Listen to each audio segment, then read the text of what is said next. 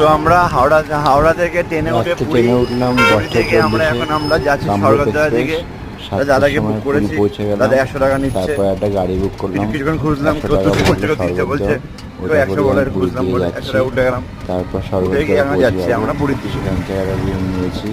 Room নেওয়ার এটা হচ্ছে পুরী একটা মোড়, যে মোড় থেকে টার্ন নেবে হচ্ছে 500 টাকা খরচ। তারপর সমুদ্রে চান করে জগন্নাথ দর্শন করে তারপর আমি আবার ব্যাক করলাম বাড়ি। আমাদের জন্য বেস্ট অফার। আমরা একটা চ্যালেঞ্জ নিচ্ছি অ্যাকচুয়ালি, যে 1000 টাকার ভেতরে আপ ডাউন করে পুরীতে থেকে কিভাবে পসিবল, এইটা হচ্ছে চ্যালেঞ্জ। আপাতত স্টিল না, আমাদের খাওয়া দাওয়াটা ধরলাম না জার্নির মধ্যে। 180 টাকার টিকিট ভাড়া নিয়েছে হচ্ছে ট্রেনে, আর 50 টাকা করে ইচ হচ্ছে এইটা, 230 টাকায় আমি এখন পুরীর বুকে। আর মাঝে 150 টাকা র্যাপিডো পাচ্ছি, অনেক ব্যাপার।